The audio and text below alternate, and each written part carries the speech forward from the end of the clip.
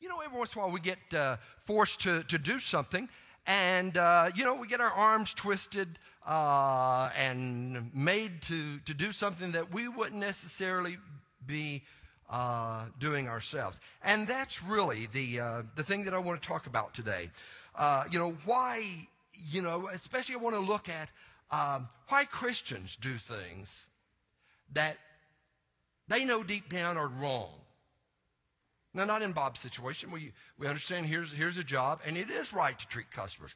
But in our Christian lives, sometimes we give in to pressure of friends or other kinds of pressures that we do something. We're saying, I know this is not right, and I hope nobody knows about it, but I'm going to do it. It's like we look both directions, as Moses did before he killed someone, knowing that it was wrong. Now, the books of Chronicles tell the unbiased story of the kings of Israel and Judah. It includes their failures as well as their successes, the bad things as well as the good things. It just tells about every king and what he did. And of course, leading the parade is King David. And most of the things in the Bible about David are good things. But it's not whitewashed. And today's story picks up where David decides, for an ungodly reason, that he is going to take a census of his soldiers.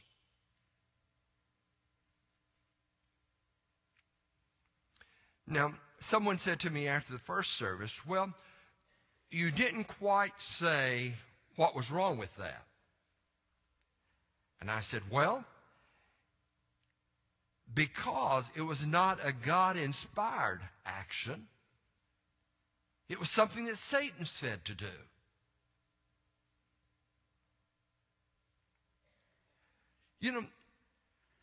As David looked around, for whatever reason, he decided that he was going to count his soldiers.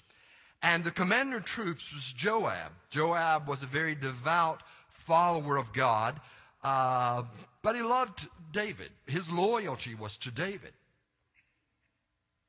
But in this case, David and Joab disagree with each other. So I want to start in 1 Chronicles 21, verse 1. And the Bible says that this project that David had was doomed from the start because of David's motive, why he did it. Verse 1, Satan rose up against Israel and incited David to take a census of Israel. So the Bible says from the very beginning that this is not something that God wanted. This is not what God ordained. It's like God saying, this is what I want for you, and you're saying, no thanks, but this is what I'm going to do. David just decided that he would do what the devil asked him to do. So David said to Joab and the commanders of the troops, go and count the Israelites from Beersheba to Dan. Then report back to me so that I may know how many there are. Now let's start with Satan appearing to David, inciting David. This is one of only 3 places in the Bible where Satan appears, in the witness against Joshua, and then against Job, and now against David.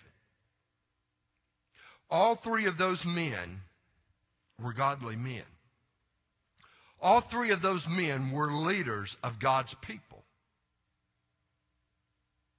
It doesn't matter how close you get to God, Satan is still going to coerce you to do things that you know are wrong. So I want us to look at, not at David's sin, but I want us to look at Joab. When David told Joab what he wanted him to do, Joab had reservations. And he registered those reservations, starting with verse 3. Joab replied, "May the Lord multiply his troops 100 times over. My lord the king, are they not all my lord's subjects? Why does my lord want to do this? Why should he bring guilt on Israel?" See, that word means that Joab knew that this was wrong, that it was a sin, and that Israel would be guilty if they did it. The king's word, however, overruled Joab. So Joab left and went throughout Israel and then came back to Jerusalem. Joab reported the number of the fighting men to David. In all Israel, there were 1,100,000 men who could handle a sword.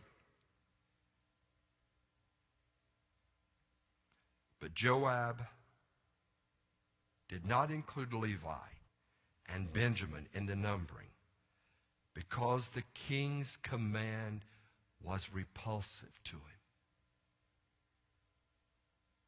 See, at first, Joab says, "This is not a right thing to do, man." And David says, "Let's do it."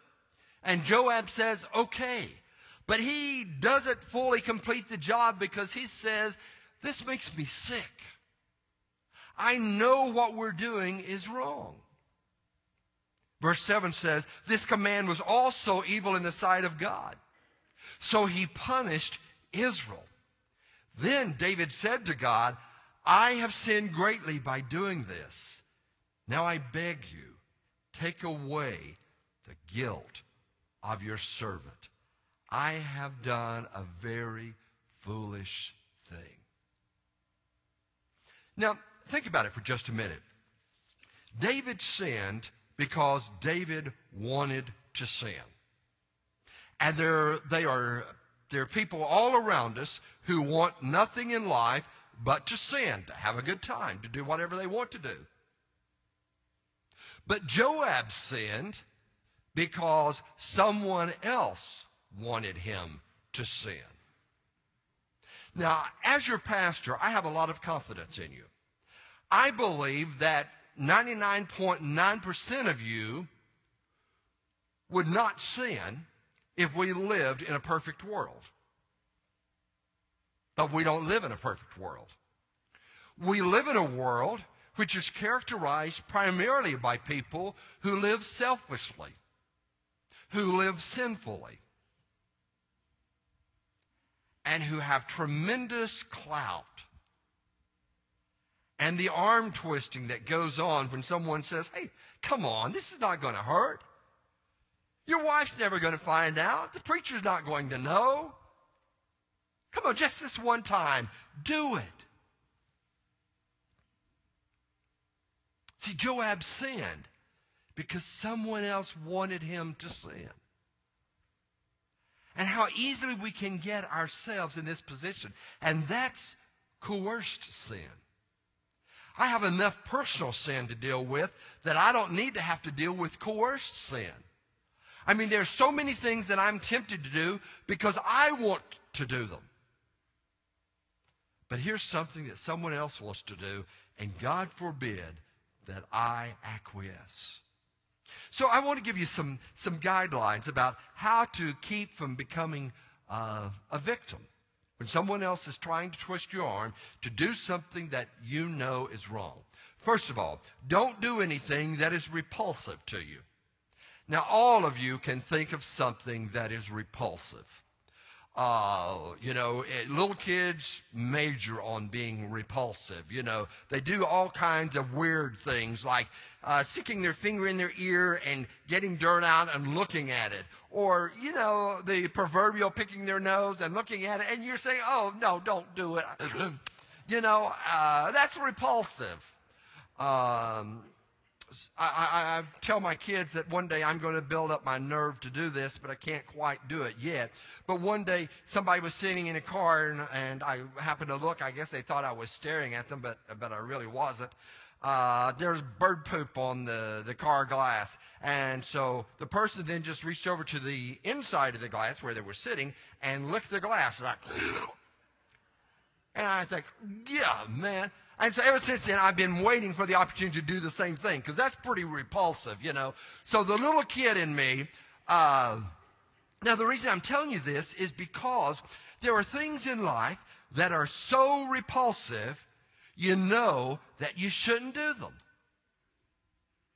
And that's the word. That's how Joab felt.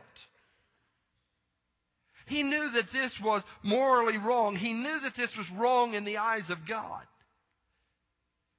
He knew that he had 1,000,000 soldiers. There was no need to count those men. He knew the devastation of which these men were capable.